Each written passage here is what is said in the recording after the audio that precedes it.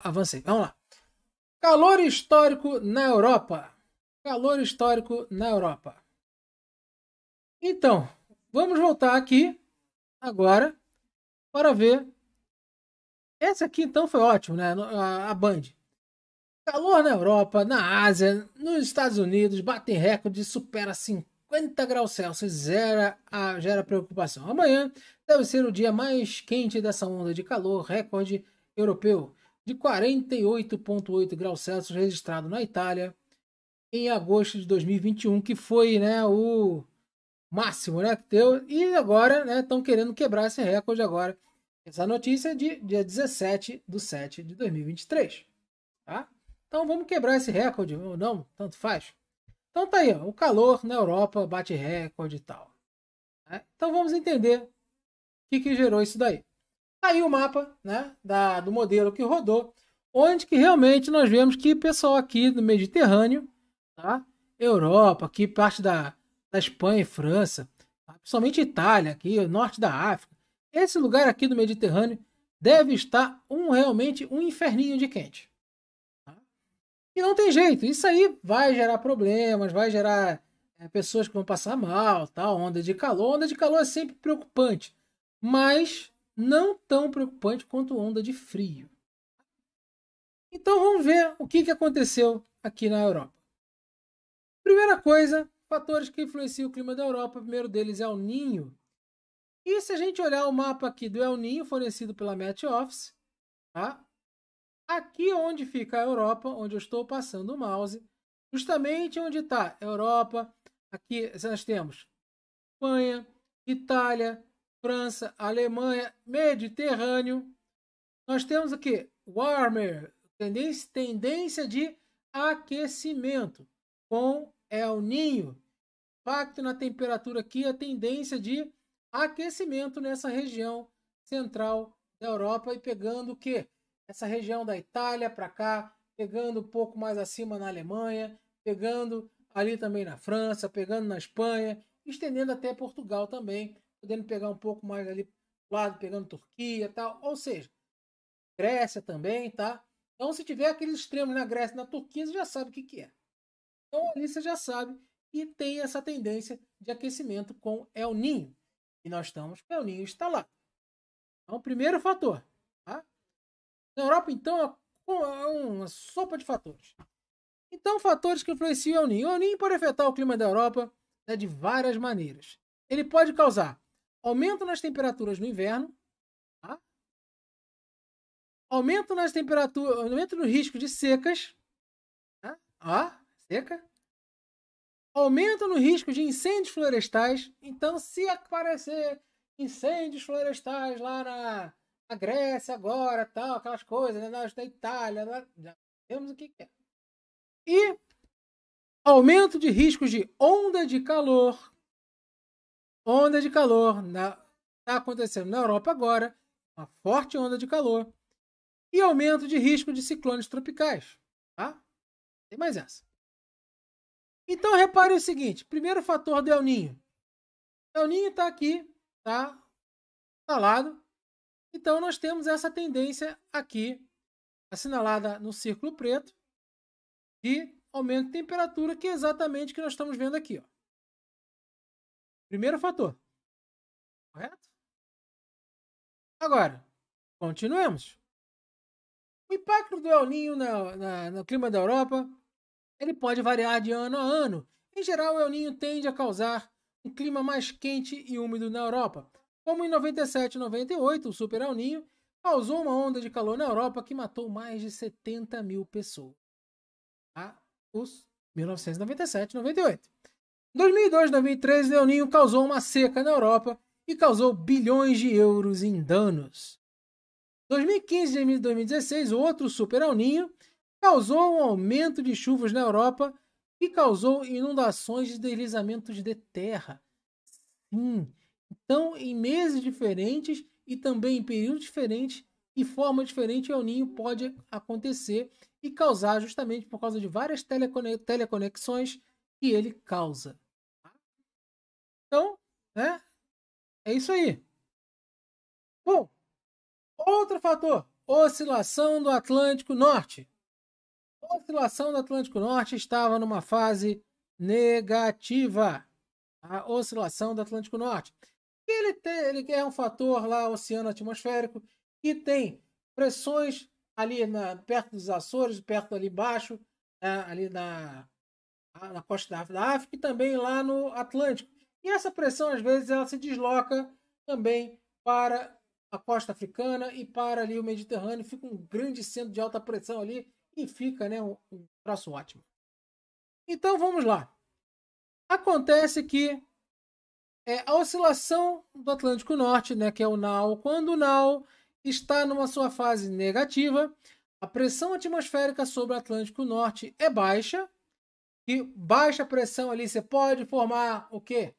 Ciclones tropicais ou extratropicais ali, dependendo da posição, tá? É uma pressão baixa que vai tender a formar também esses ciclones, tá? E a pressão atmosférica sobre o Mediterrâneo, aquela região do Mediterrâneo é alta. E o que acontece quando tem um centro de alta pressão? Um centro de alta pressão, ele dificulta e praticamente impede a formação de nuvens. Então nós temos uma alta pressão, tá, aqui sobre a Europa. Justamente nessa região aí onde estava, né? Olha só que delícia. Estava negativo e bem ali sobre o Mediterrâneo está o centro de alta pressão. E aí o que acontece? Centro de alta pressão que perdura gera onda de calor. Então, esse ar descendente, deixa eu aumentar aqui para vocês verem melhor. Esse ar descendente do centro de alta pressão, tá, que ele faz isso, ele expulsa umidade, ele expulsa a formação de nuvens, e aí a insolação aumenta e acaba gerando uma chamada cúpula de calor, que acaba sendo essa Hertz Dome, e é o quê? A onda de calor duradoura. E nós estamos percebendo isso. Só que sobre o Mediterrâneo, ela muda de nome, ela não é Hertz Dome, ela é Marine Hertz Dome, que é sobre o oceano. Acabou, é a diferença. Tá pegando Itália, tá pegando aquela situação toda, tá? Então, vamos lá. Já é um outro fator associado aqui também, tá? Que está todo ligado naquela região que nós estamos falando. Vamos lá. Oscilação do Ártico. Lembra que eu falei disso aí quando eu falei lá da China? Mesma coisa. A oscilação do Ártico, né, está na fase positiva agora. Na fase positiva, o frio fica retido no Ártico. O frio ficando retido no Ártico, você tem um aumento de fluxo de calor vindo de baixo. Simplesmente por quê? Porque vai aquecendo, aumenta a pressão do local e o fluxo de calor vem de baixo. E nós temos justamente nessa situação aqui na Europa, o frio preso, olha o mapinha, olha o frio preso lá em cima. Olha o frio preso lá em cima, não descendo e aquecendo embaixo. E aí o que acontece? Com a oscilação do Ártico positiva, você também ajuda a entrada de ar quente do deserto, das zonas equatoriais. Você ajuda essa entrada de ar quente do deserto e ajuda a aumentar essa onda de calor. Beleza? Então, calma que ainda tem mais coisa. O fator relevo na Europa. A topografia da Europa. A Europa tem uma variedade de relevos, incluindo montanhas, planícies e rios. E esses relevos podem interferir no padrão de ventos e vão também interferir no sistema de pressão, tá? Dessa alta pressão, como se move. E aí nós vamos voltar aqui de novo para o nosso querido Google Earth. Vamos tirar um zoomzinho aqui, sair da China e vir para a Europa.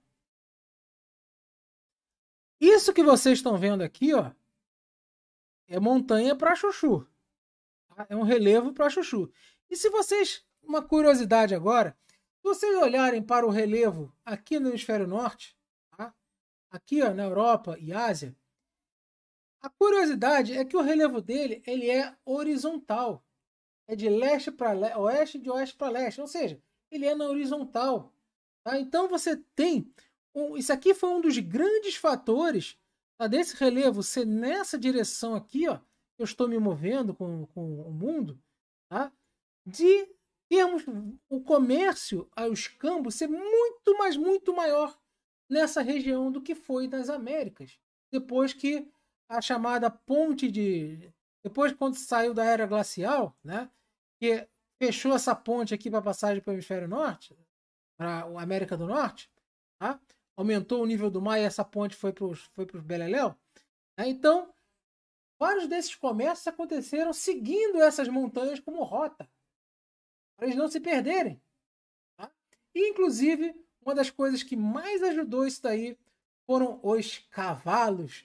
Por isso que muitas dessas situações aqui, os europeus, os hindus, os elefantes, o pessoal aqui da Arábia tal, com os camelos, tinham essas vantagens em relação ao pessoal da América, que não tinha essa porcaria. E aqui o relevo é o quê? É vertical, é norte-sul. É vertical. E aí o que acontece? Pouca troca acontecia e pouco movimento, por causa desses também animais que não tinham tantos, e a maioria dessas trocas eram a pés. Olha só que legal, né? O relevo, ou seja, a geologia do local, influenciando no desenvolvimento da civilização humana. A grande diferença da Europa ter muito mais desenvolvida em 1500 do que os povos, né, originários lá da América Central. Isso aí depois a gente pode bater um papo sobre isso, mas vamos voltar para o clima.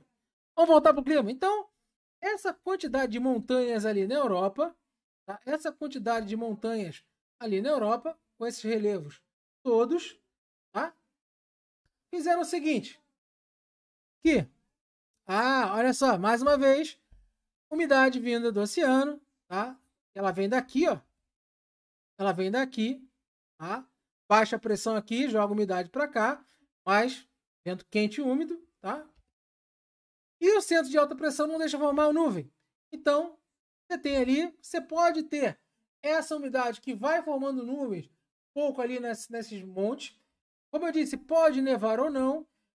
Vai dar a volta no pico, vai aquecendo adiabaticamente, vento quente e seco, e cientificamente falando, é o calor da porra lá do outro lado. Tá? Então, é o mesmo sistema. E só vocês quiserem procurar isso aí, o nome disso é ventos FON.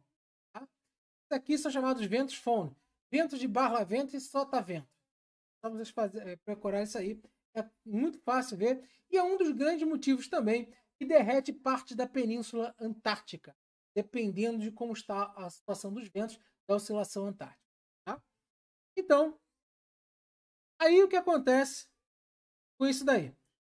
Montanhas, vento quente e úmido vindo do oceano. Tá? Acontece, né, esse vento quente e ar seco. Tem um calor da porra na Europa. Agora, qual é o resumão da Europa? Qual é o resumão? Tá? Vamos fazer um resumo. Primeira coisa, El Niño, ele deixa essa região, como nós vimos, ele deixa essa região mais seca. El Niño deixa essa região mais seca. Tá? Já é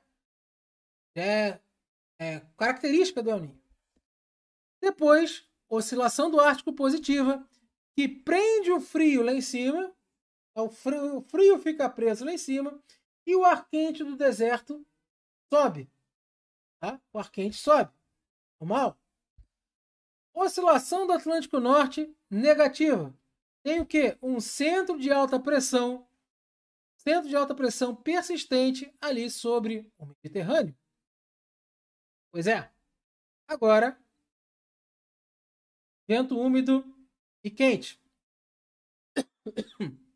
Depois, as montanhas, vento quente e seco. Passou daí, resultado, um calor da porra ao quadrado. Não tem jeito, né? Simplesmente, o que acontece, tá, é o que nós estamos vendo, tá, aqui nesse mapa. Europa, muito quente. Tá certo?